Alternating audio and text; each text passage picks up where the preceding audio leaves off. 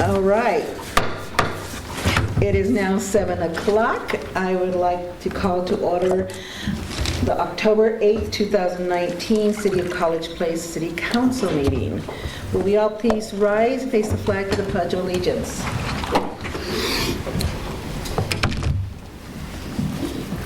I pledge allegiance to the flag of the United States of America and to the republic for which it stands, one nation, under God, indivisible, with liberty and justice for all. Would you bow your heads, please? Dear Heavenly Father, we thank you that we can come to this meeting and do the business of the city. We ask your direction that we will do your will. And we again thank you for our wonderful staff, and we ask your blessing on them and this council as we do your business. In Jesus' name I ask. Amen. Thank you. All right. At this time, we will open the floor for public comment, for discussion, for comments of anything that is not currently on today's agenda. For comments, please step forward to the podium, state your name and address.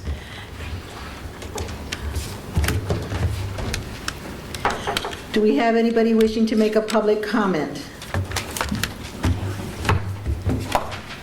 All right. Seeing none, the time for public comment is now closed.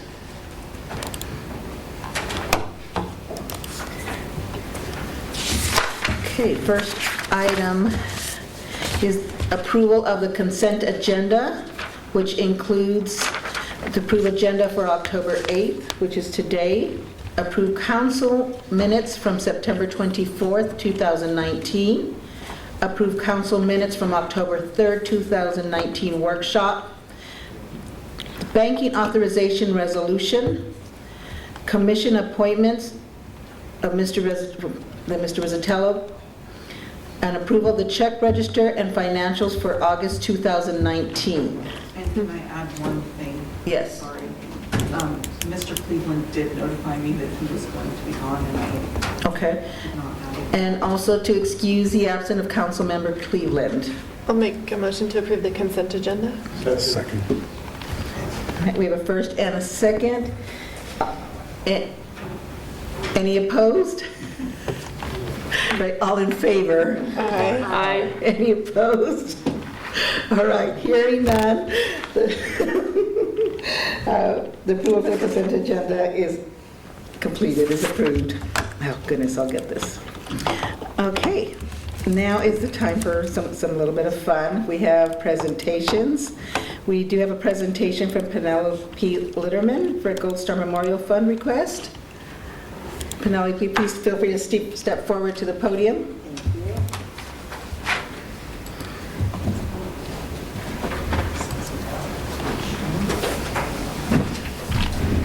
I am Penny Linterman, and I am the chair of the Gold Star Family Monument Project. I spoke to this group. I think some of you have changed out since last October, but spoke to you last fall requesting money for our monument, which is going to be on the corner of Dallas Military and Myra Roads. The city of Walla Walla gave us the site. This will be the second one in Washington State. I had hoped it would be the third, but the city of Forks has just beat us. They're dedicating one this coming Saturday. So as you can see by looking at the chart in the updated brochure I gave you, we raised over half the money for the monument, and actually several funds have come in since I've updated that. We're very close to $50,000 right now, which is great. We're very pleased about that. One of the businesses in town is dedicating 5% of their sales for the month of October to the monument, and that'll be several $1,000s. Walla Walla Realtors just pledged $1,000. I've got a couple others that are sort of filtering in. So we're anxious to finish, and I had requested that the City of College Place give us $10,000 to help us with that monument. So I'm back tonight to see if that would be a possibility. I would certainly entertain any questions you have, because I don't know if you all are aware of the project, may have some specific things. I don't want to drag everybody through the full presentation if you already know what the monument is and what it's for. I probably should say, because not everyone does know what a Gold Star family is. Gold Star family is a family who has lost their soldier through service in the military. We have 7 Gold Star members in our community. On our board, we have 3. We have Greg and Susan Fazzari. You're most familiar with that loss because their son Matt was killed in 2012. Another board member is Nancy Boudreau. She's a Gold Star spouse. We have several other in the community. We had our groundbreaking ceremony May 1st this year and had a distinguished guest, Herschel Woody Williams, the oldest living Medal of Honor recipient from Iwo Jima, was here. And that was a big do. We raised a lot of money at that time. And then we had about 16 Gold Star families come, one from Seattle side and the rest from Eastern Washington. We find more Gold Star families every day. And the interesting thing is that we're all connected with Gold Star families, whether you have someone in your immediate family who is a Gold Star member, or it's your neighbor, or it's a married-in relative. The Gold Star families are the ones that really take the hit for our freedom because they're left with a hole in their family. I gave a presentation last week to Walla Walla Realtors, and a young man came up to me afterwards and he said, you know, I'd forgotten about it, but my grandmother was a Gold Star wife. She was in her early 20s when her husband was killed. And he had known that, but kind of had forgotten about it because she remarried and the family went along and all of that. So it kind of proves my point that we're all connected through the Gold Star family, and because we all share the freedom that their family has paid for. Does anyone have a question? I do. Yes. Does the Gold Star family, the one who was lost, that killed, did they have to live here or just the family members? Neither. The Gold Star Monument is what we would consider an eternal monument. It's for all Gold Star families. I just happen to know, well, 2 that live here. It is not specific to the community, but it's a great addition to our city and our community because people will come from all over to see it. The reason I asked is my brother-in-law was killed in World War II, so I would be eligible. My brother-in-law? Yes, well, yeah, you're a Gold Star family member, absolutely. Are there any other Gold Star families on the board?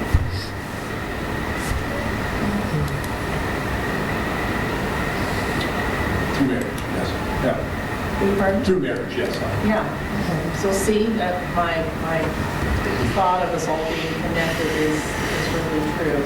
We really are all Gold Star members because we all can relate to that, I think. Yeah, it's interesting though, one of the main reasons that we're doing this is not only to honor the Gold Star families and to make sure that that's commemorated, but to educate the young people. It's really important that we carry on that tradition, that young people know what that is and know what that stands for. And we've had the experience too often in this community when we go out to speak or we take posters to hang in stores or whatever, and people have no idea what a Gold Star family is. That should never happen. Between last year, when we started our project, last year there were 50 monuments in progress and 40 dedicated. At this date right now, there's 50 dedicated and 60 in progress. Since we started our monument project here, Idaho's decided to do one. I met a man through our project. He's starting one over in the Olympia area, and there's going to be one on the state capitol grounds in Oregon. So it has really exploded in that length of time. Are all the monuments similar to this one in the brochure? Yes. Well, the front design, which you look at the picture on the front, has the cutout, the Gold Star, and the sentiment that is decided by the foundation. On the inside of the monument, or the curved interior, that's personalized for our community. So there's 4 panels there. The first one is Homeland. We're going to have a laser image on of Walla Walla Valley, one of those iconic views that we're all familiar with. The second panel is Sacrifice. That's going to be the picture of Matt Fazzari kissing his little boy Dominic goodbye. You may have seen that picture. It's been in the newspaper a lot this week because of that ad from the furniture place. The third one is Patriotism, and that's going to be the Iwo Jima image and the flag on it. It's the standard one with them raising the flag. Woody Williams, who started this project, saw that flag raised on Iwo Jima that day. He was there, and it's really amazing to see that image for years and then finally meet someone who was actually there and saw it happen. And his citation, I won't read you the whole thing, but he took out 7 pillboxes on Iwo Jima that were up at the top of Mount Suribachi, and they had to get through to get the airfield on the other side, and he did that. There were quite a few men killed protecting him, but he made it through. And then the last panel is for Sacrifice.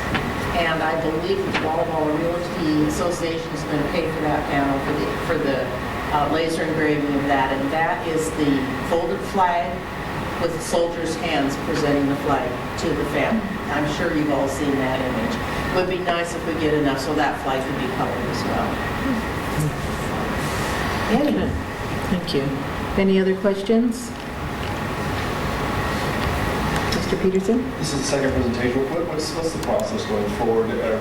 Yes, Did we reach your resolution here? So I was going to say that part next. So we did put a placeholder in the fiscal year 2019 budget for 10,000. We just didn't execute the time because we were waiting to see the background financials and so forth. That's been included now. So basically, you could direct staff to essentially write a resolution or so forth, and then the next meeting that could go through as a decision point. We can do that right now. Yeah. Well, I'd encourage the staff to write a resolution to release those funds for this memorial. Yes. I agree. I agree. Good. Okay, Thank you. they'll go forward the next meeting for council approval. Excellent. Thanks, Mike. All right, I'd say you were successful, Ms. Yeah. Benjamin. Thank you very much. We're Thank very you. grateful. And when will that resolution be voted? I think 2 weeks. 2 weeks. 2 weeks. 2 weeks. Thank you. I will be out of town, but I'm going to send some of my board here to be present for that vote. Thank you very kindly. I really do appreciate it. Thanks, Pam. Thank you for your work. Okay, next on the agenda, we have recognition for Yard of the Month. Chief Tamaris. Good evening, Mayor, Council. So this will be the end of the summer Yard of the Month presentation. It's for the September Yard of the Month. The recipients live at 1153 Southwest Carver.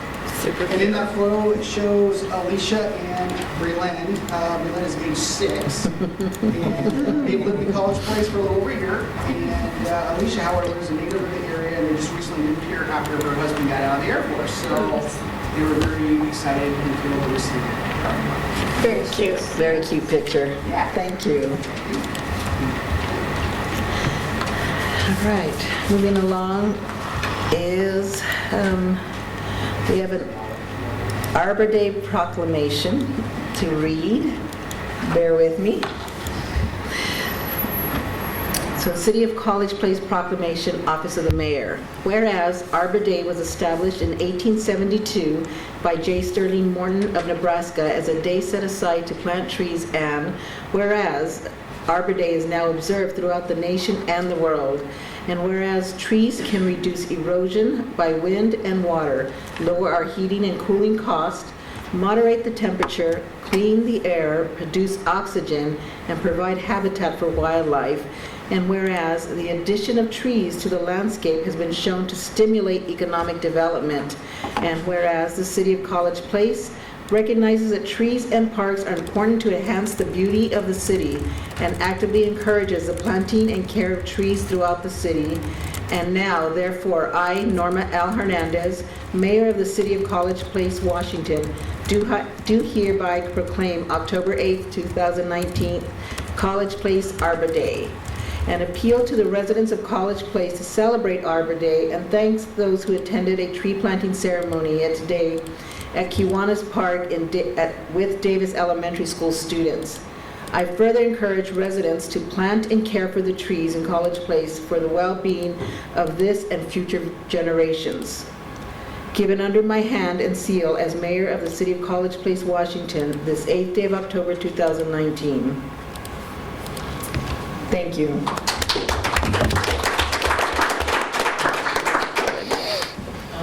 And then just let's say council now, Randy Grant from our Park Arbor and Recreation Advisory Board's here to accept the proclamation.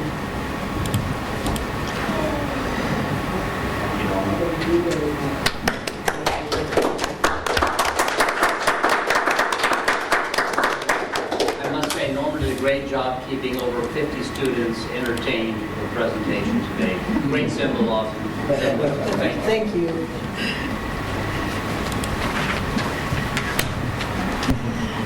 Now that was fun. Working with those kids, getting them excited to plant that tree. Okay, next on the agenda is Mr. Dorn, Unified Development Code. Mayor Hernandez and members of the City Council, first and foremost, congratulations. Thank you. 1 year ago, right about now, City Council was adopting revisions to the College Place Comprehensive Plan, and that then set in motion the next step, which was to review and revise and update the city's development regulations so that they're consistent with the comprehensive plan. This revision was a major undertaking because as a part of the review and update process, we took this as an opportunity to take 5 different titles of the College Place Municipal Code and consolidate them into one title of the code so that property owners, developers, contractors, city staff, planning commissioners, city council can go to one document and find all the relevant regulations that apply to land use and development activities in the city, as opposed to having to look in 5 different places to find things and to make sure and hope that you found all of the relevant provisions. So it is a significant undertaking in and of itself just to consolidate everything into one chapter. And is that better? Oh, Yeah, There you go. There you go. Consolidated. You need him loud. I didn't know he was talking. I didn't even. There's some people by the post office that I see waving and saying thank you. But to bring now it all together into one place, and so if, for instance, in the future, someone says, I wonder what the regulations are that apply to accessory dwelling units, they can type in accessory dwelling units and all the relevant provisions will come up. So that is significant. We secondly then try to streamline and make them more user-friendly or easier to read. Now there's a lot of kind of pressures that work against that. The language in state law, the tendency of planners to want to talk in code and a language that nobody else understands, and the same with engineers and the same with city attorneys. But we tried to make it as much as possible something that you could read and kind of clearly understand what needs to be done. And we made some significant strides in that area, particularly with respect to the regulations that govern environmentally sensitive areas. And it's an area that has a considerable amount of state law and state agency regulations behind it, but we tried to simplify it as much as possible so somebody could say, just tell me what I have to do so I can do it, and I will. So I think we've accomplished that. So over the past year, the Planning Commission met at least once a month to go over all these provisions and to review them and to make and offer significant revisions. We've added our professional judgment as staff and have circulated it to state agencies and other jurisdictions for their review and comments. The Planning Commission conducted a public hearing, and following consideration of all the comments, the Planning Commission has recommended the document that's in front of you in substantially the same form for adoption. And I say substantially in the same form because the Planning Commission recognized that there still needs to be some final editing that occurs between the city attorney, the city engineer, and the city planner to make sure that we have the language just right and it says what it's intended to say. So we aren't anticipating any substantive revisions, but there may be some editorial and wording revisions to make sure that the language is clear. So the document in front of you is tonight an opportunity for discussion or any questions that you might have. We had scheduled a second reading at your next meeting with the opportunity, if you were so inclined, to take action at that meeting. I say this hesitantly, because we were going to try really, really hard, but we were just meeting right even before we came in the room. There is a possibility, as staff, we might ask for 2 more weeks just to get everything right, but we are going to make an all-out effort so that if you are inclined, you could take action at your next meeting. But to alert you that we've at least recognized we might not get there, but we're sure going to try. The other thing I want to draw to your attention is that the ordinance that would adopt this establishes an effective date of January 1st. Now, it's still very, very important that the regulations get adopted as soon as we possibly can, because once the regulations are adopted, then we need to make revisions to the city's application forms, to the handouts that go out to the public, to make sure that all staff is trained and ready to implement the new regulations. And so we have a lot of work to do between now and January 1st, so that when come back for the new year, we'll be all ready to go. It's also very, very helpful to have that date because it establishes a clear line of when the old regulations were in effect and when the new ones were. And it's a heck of a lot easier to remember January 1st than it is. Now, was it October 8th or was it October 9th? I know it was somewhere in there. January 1st is pretty clear. So that's the other provision. So with that, that's kind of the overview. And if you have particular comments or questions on any of the provisions and chapters, we're prepared to discuss those or with you tonight or do any follow-up research that needs to be done. Otherwise, we're going to do our final edits and cleanup, double check, triple check the numbering and all the references. We are going to add some new illustrations and pictures to have them be a little bit more contemporary.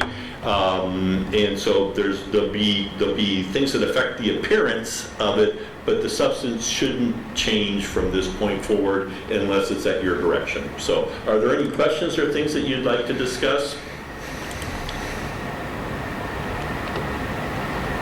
Mr. Peterson? So I'd like some time to look at this, and so the timing on this, to be able to review this, we have, what, at a minimum 4 weeks, 6 weeks? You have at least 2 more weeks, and if you wanted, 4 weeks, that's, I think, not out of the question. I think after the 1st of November, we'd start to get really, really nervous about meeting the deadline, but I think if not this first meeting, the first meeting in November, we can still meet the deadlines. Sure, and we have questions after, so we're Yep. Yeah. Thank you. Any further questions? I have one.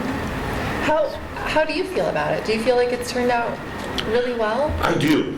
Good. I mean, I can just, I wish I could remember, like, just for instance, the number of words, but it was something like 55,000 Yeah. words to regulate the protection of environmentally sensitive areas, and you read it, and I do a lot of work in there, and I said, what in the heck does that mean? And at least now I can read it and understand it, and I think there are a number of other areas where the provisions are much more clear, so I think it's a significant improvement. And the other thing that I really like is just the ability now that laptops and computers are so readily available, to be able to do a search and to find things and not have to say, now was it that in the subdivision regulations or was that in the chapter on building? Where did I see that? It's going to make it a lot easier. The one caveat is there's going to be a period of time where John is going to be walking around pulling his hair out because he has 10 years of knowledge and recollection where things were, and it's like going into the kitchen and moving things around between drawers and things, and goes, now where's the spatula? So it's going to be, take a little while for John to get used to some of the changes, but I think for everybody else it's going to be great. He's good. He's fine. Built-in excuse. Yeah. Yeah, so I'm really happy with it. Good. I'm glad to hear that. I think, and I will say that the Planning Commission did an outstanding job really thinking about issues and from different perspectives and having some very, very healthy discussion. I just can't say enough about the job the Planning Commission did. Yeah, the Planning Commission really, once we get this all done, I mean, they deserve a good heart of thanks. Our meetings would go 2, sometimes 3 hours. And Carolyn, we thank her because she was there at every single one of them. They put a lot of thought into it, and it's really great. Great. So thank you for that. That was a good question, but I can say I'm really happy, and I think John, Mike, Bree, Robert, all of us are involved, really kind of are excited about how it's coming together. Good. Great. I think it's awesome. I think you guys have done a great job, not being an expert on what you do. It seems great to me. Good. Mr. Rizzatello? Next thing I just want to add too is that while it was going through the Planning Commission, we also routed a lot of code changes through the Economic Development Commission to make sure that the business interests were okay with the proposals going on, and they passed all of it as well, recommended it to the Planning Commission and City Council for the last year. Parks, Harbor, Recreation Board spent several meetings going through the provisions, particularly in the subdivision regulations, situations where new lots are being created to make sure that the standards are adequately represent the interests of the community, to make sure that as new homes are being built that there are additional recreational opportunities, particularly as the economic forces kind of work toward lots being smaller and things of that nature, to make sure that the community in the future has adequate opportunities to be outdoors and for recreation. So also, Parks, Harbor, and Recreation Board, their active involvement. All right, any other questions or comments? All right, thank you, Mr. Lane. Thank you very much. Thanks, Greg. Okay, next we have no public hearings, so moving on to action items. Mr. Hartwig to present the design contract with Anderson Perry for Southeast 10th between College and Birch Streets. Good evening, Council. We had the opportunity for funding, and we received the funding to tackle a storm concern along 10th Street. So the concept of this project would be to curb and gutter 10th Street from College to Birch along the creek, so there's no direct flow into the creek from the street. And we'll basically, a couple of things that's going to happen. I mean, this will include the curbing, the sidewalk, and the street reconstruction from that on that area, and as well as the storm issue to control the flow of the water. And we'll probably also look at one part of the sewer main that's right there, and either line it or have it designed for replacement if that's the case. We advertised for proposals, received 2 proposals, and Anderson Perry was evaluated and chosen through that evaluation process. Asked them to submit a proposal, and they did. Their proposal was for $50,215 all inclusive, and then I added a 10% contingency in case we have stuff that comes up that we need to adjust. And so I am asking for authorization for the administrator to execute a contract with Anderson Perry in the amount of $55,000. I'd entertain any questions. Mr. Peterson? I think I know the answer. There's really no economy of scale. Southwest 10th will need to be worked on too at some point in the future. I would consider this a phase project, and this is the first phase. And then I think it was every other year that there's a round of funding that we might be able to get. Well, and then just a comment on Southwest, there's greater complexity with infrastructure underneath and just general topography issues. So initial estimates I was seeing in the Southwest portion were about 3 times the cost of this portion. So that accounts for the delay because we don't have to put the money in both. So Now this will probably impact the street. A third of this right-of-way for 10th Street is the creek. So as we get to designing this, you will probably end up seeing this being a one-way street. Or we could just get those. I'm sorry. We could just get those like cars that turn into boats or something. The duck boats if you're going to go west. So it'll be an interesting, and the design concepts will come to council before any decisions made. Great. Do we have any further questions? Do we have a motion? Do we have a motion to approve? I move to authorize the mayor or city administrator to execute the contract with Anderson Perry for the design of Southeast 10th Street, College to Birch, in an amount of not to exceed $55,000. I think we have a first and a second. All in favor? Aye.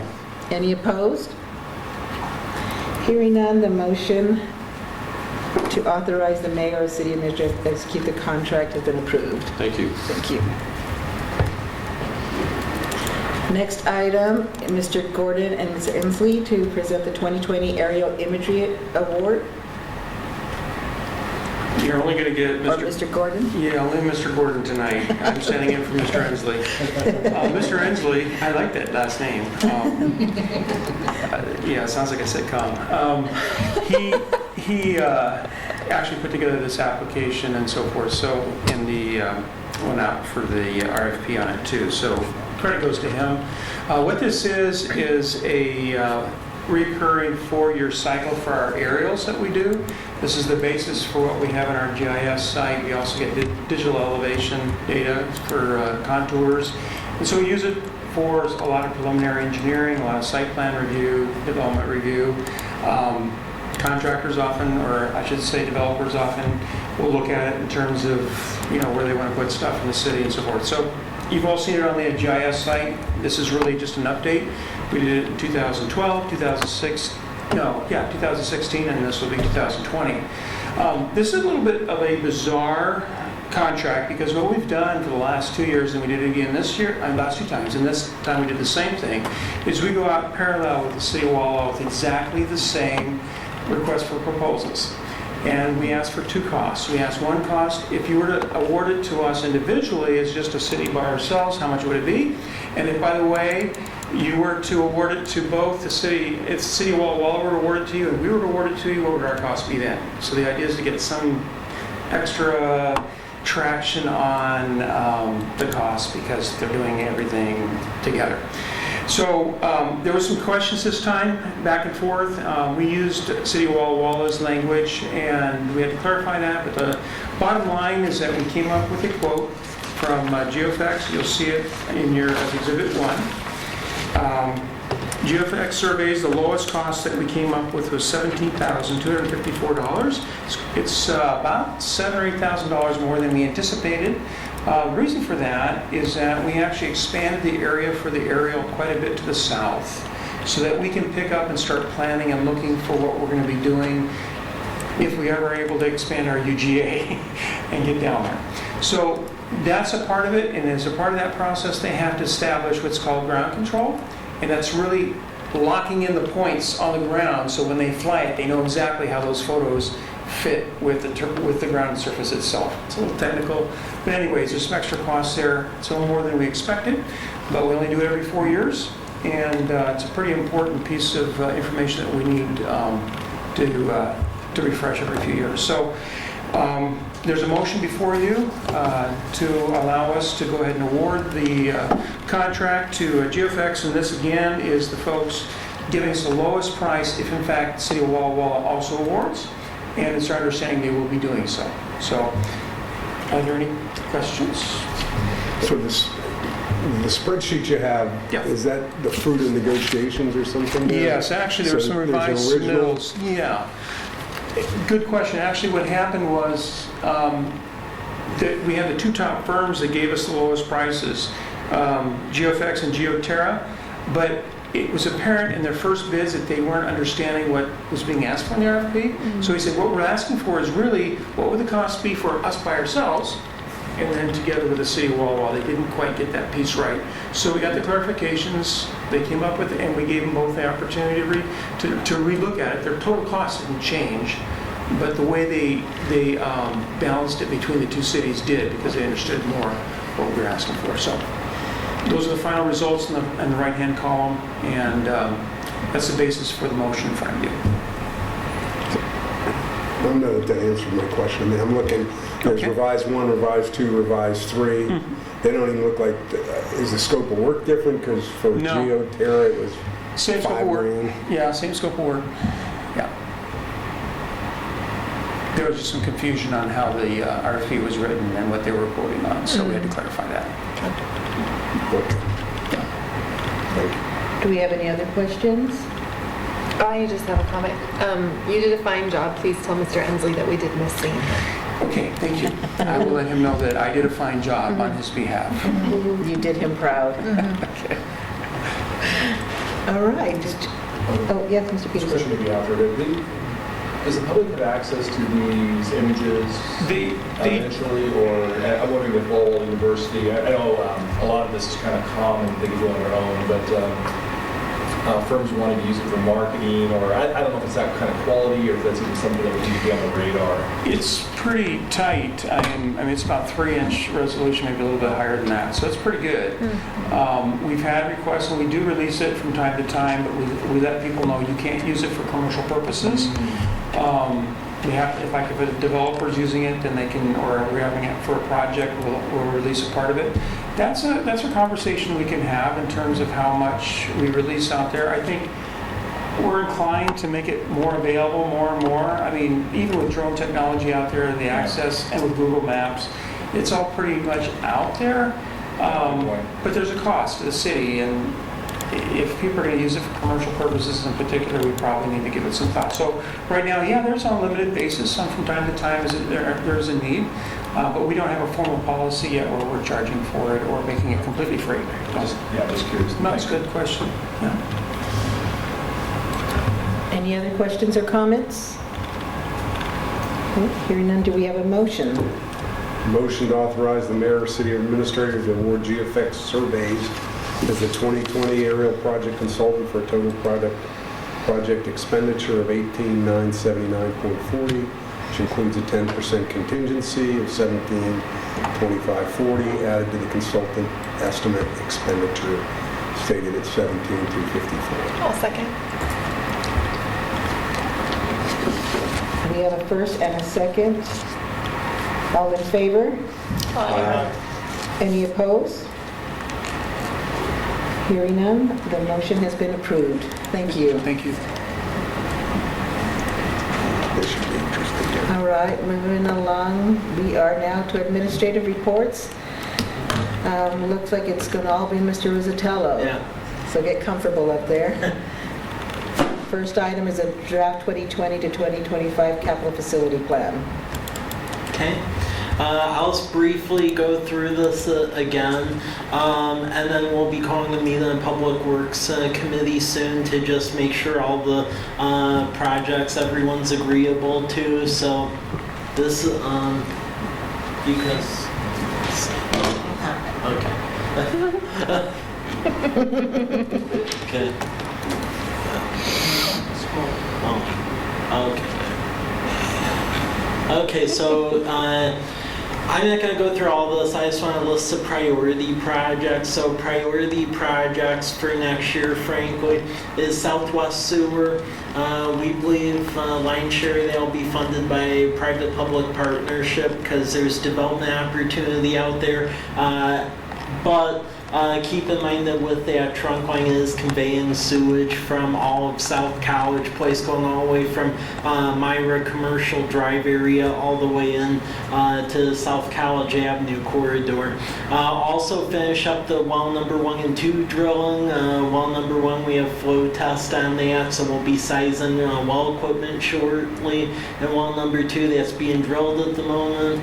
Wastewater treatment plant, just doing the design work because that's going to be a major upgrade in the next couple of years. The price of the phase 1A, B, C, D, and E has fallen from about 27 million down to 20 million. Still a very expensive number, but at least it went down, so that's a relatively good thing. Lamperty Meadowbrook, that's just a rehabilitation project.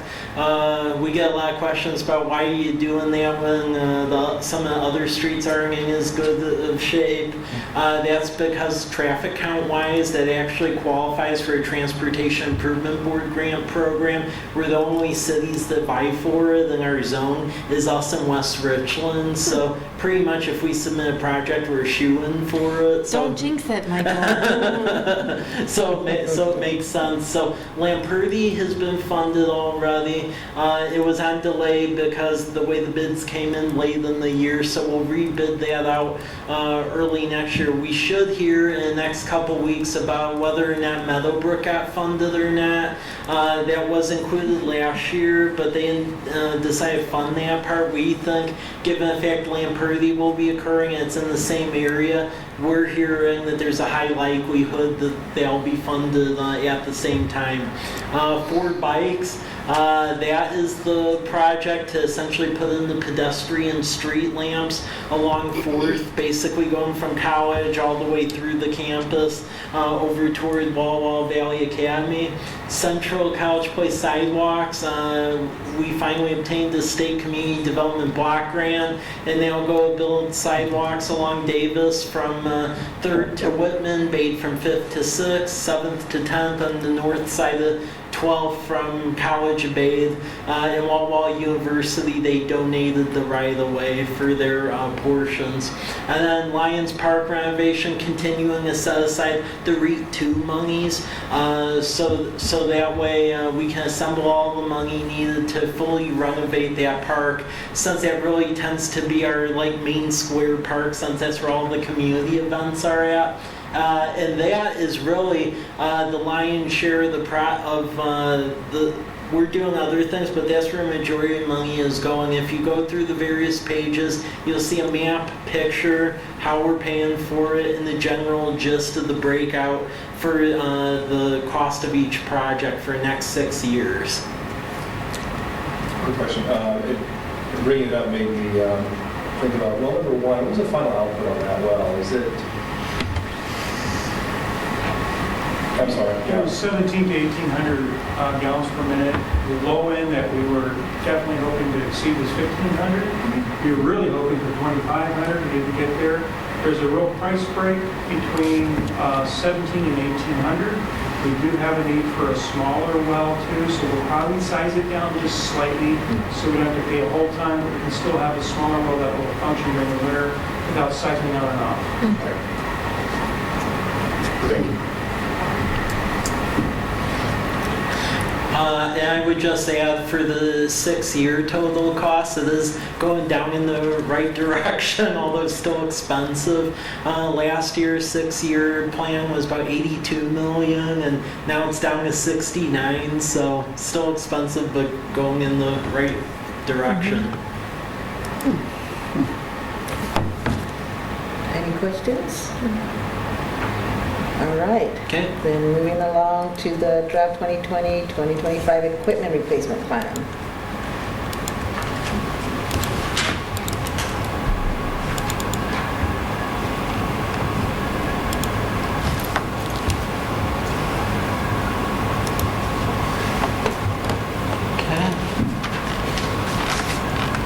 And all these booklets are done the same way. So this one goes over progress. We made this year getting the street sweeper, police vehicles, the fire chief's vehicle, and then using that as the code enforcement vehicle. This is the breakout so far for essentially next year and then the next 6 years. Where next year really it's water that has the lion's share with fire, and then longer term the lion's share is fire just because fire equipment's expensive. So that's the general gist there. Estimates for next year is a little over $500,000. If you look out 6 years, it's about 3.7 million. The prioritization is the same way as capital facility plan. High means it needs to happen no matter what. It's at the end of its useful life. Medium is that you could still squeeze some time out of it. If we get grants, we'll prioritize it. And then low is pretty much not unless there's a grant directly applicable to the piece of equipment. For administration, the key thing is doing the engineering for, in essence, the emergency backup here on the municipal campus. That way we know how to size it for the following year because we don't have appropriate infrastructure that way. For fire department, the continual replacement of the SCBAs, which is this, the turnouts, and then also replacement water tender because we have a really old water tender that's having leaking issues. Police department still continuing just what we're doing with the new vehicles there. Parks division, the park division pickup needs to be replaced. Stormwater, there's nothing next year, although we are positioning ourselves to get a replacement Vector because that wasn't the stormwater plan in the capital improvement memo. That's very expensive. However, there are grants and other things that we can work toward to make that happen. Streets division, spray trailer needs to be replaced next year, and then there's other items as the years go on. Wastewater division, we're still waiting for an estimate from Jacobs Group, our operator, so that will be coming shortly. And then water division is flatbed and then dump truck for next year. So that is just a snapshot of that for next year and then the next 6 years. Okay, do we have any questions, Ms. Sherman? Have you said, I'm sorry if I've forgotten, when you're expecting to get that from Jacobs about wastewater? The Jacobs Group one, we have asked them for that already. We're being told when the next 2 or 3 weeks. If we don't get it, honestly, we'll probably just hold that wastewater section on ice for a while, just because that equipment is so cost prohibitive. It really makes sense to essentially have that in the contract. So that'd be throwing money out the window otherwise. Great. Any other questions? All right, hearing none, thank you. We'll move on to the draft 2020 to 2025 information technology plan. Thank you. This is set up the same way, just going over principles for customer service, workflow, improvements, security, information management, and records management. Our environment here is basically Dell. We're trying to move our computer equipment to 7-year replacement schedule because that's when the warranty is with Dell. And then you can essentially see the historical and then existing and projected future expenses for information technology. And this is across the entire organization, going back from 2014, project out to 2025. Completed projects, we really have been trying to improve paperless services, e-services. Working with other cities with the AWC, Association of Washington Cities, GIS Consortium, catch ourselves up on computer replacements, server security, board docs, which is what all the paperless agenda stuff is on, Esri Business Analyst, that's cost-effective reports for the economic development community, Next Request, which is our public records software request, and it meets all requirements of the state RCW, so it's really nice. Questica, and then over time getting the security cameras out at our parks and just common areas, and that's definitely paid off. So you can see things are fairly equitable within the 2020 expense, $273,000. The 6th year, that's what this is estimated at. Prioritization's the same way as the other plans. Next year, hardware-wise, is a bit of a bump because our server needs to be replaced. It's due for replacement. Unfortunately, at the same time, the 911 dispatch for a region, their server is due as well. So we have to pay our respective share on that. And then just keeping our computer replacement plan. Hardware, you can see every year, and we try to put a little placeholder in our little forfeited proceeds budget, but just trying to pick a place to put the cameras at, because we have them at Kiwanis and Lions Park right now, definitely been helpful. Longer term, we may be having a conversation about body cameras. That's going to be a couple of years out, but it's something we're looking at. Software maintenance, really a lion's share of this now is paying the maintenance contracts for software we use. So Bias is our financial software. We have GIS, Revise, which is our website portal, Business Analyst, Board Docs. This is the list, and if you're so inclined, that's the website to look at what each of them does. Software new proposals.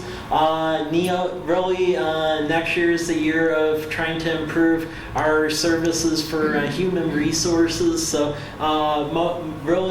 most cities have the online recruitments through that NeoGov program. That's just very common nowadays. And then integrating payroll, moving away from the paper payroll, because that's definitely, it's time consuming. Longer term, we will be moving toward the asset management system to integrate essentially us tracking infrastructure with GIS and then our accounting software. Down the line, that may move a little bit ahead of that, mainly because when I was at grant workshop, apparently now anytime State Department of Health or Ecology awards a grant, they automatically now include a bump now to pay for an asset management program. Wish they would have done that last year when we got the initial grants, but we'll be getting more, so at that point in time we will get that bump. Staffing, we contract out. We do not have in-house staff, so it's Intermountain Education Service District. They serve the school district in several cities. We contract with them about 12 hours a week. And then we also work with the GIS Consortium for best practices, and then we get discounted rates if it goes above the 45 consultant hours, and they help us with projects. And then we have a group of staff here that is fairly proficient with GIS. So with that, that is the gist of that. Cool. Do we have any questions or comments on the information technology plan? I'm so glad that we got board docs. Thanks. Yes. It is very nice. All right, any others? All right, let's move on to the draft 2020 state and federal legislative agendas.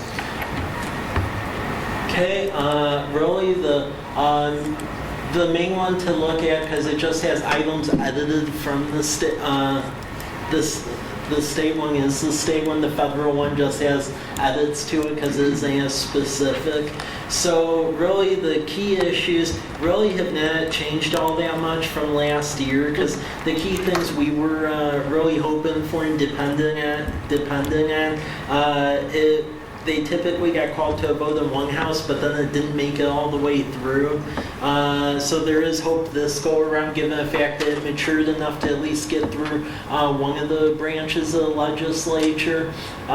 So the big thing is getting economic development programming in here. So basically sales tax, tax income, and financing. And that's where you basically project out what you think future sales tax would be from a development, and then the state guarantees it, and as development occurs, they essentially rebate you that increment and you get additional money back from it. That's used in 49 of the 50 states. So given the fact we are a border community, that does cause issues from an economic development perspective. And then also multifamily tax exemption, because Walla Walla has it, but because of our population size and the county size, we don't have it. And then our priorities, the treatment plant, the trunk line, Lions Park, and then getting that legislative appropriation for Cedar and Damson so we can fix those roads in alignment with C Street, which is wrapping up. So, and we think we're in a good position to take care of that for next year. So, because it made it out of one of the capital budgets last year. So, All right. Thank you, Mike. Do we have any questions or comments on the state or legislative agenda? Okay, thank you, Mike, for putting those together. yeah. Thank you. This is handled during the workshop and in more detail, but yeah, it's nice to get that another look at this. And the process is really done streamlined. Thank you so much, Mike. Yeah. Thank you so much.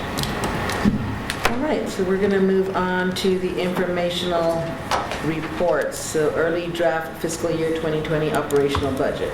Just information. Oh, that's right, that's just informational. That's in your packet. All right. Then there is no executive session.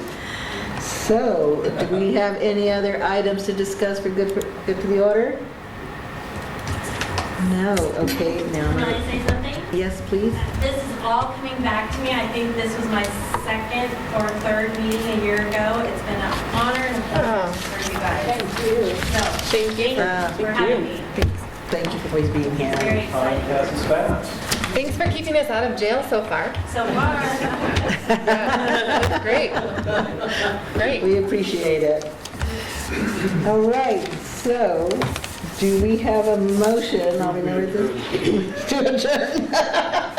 Do we have a second? Second. All right, all in favor? Aye. All right, meeting is adjourned. So once we're done, I do have, Angie Peters here. She's the new job.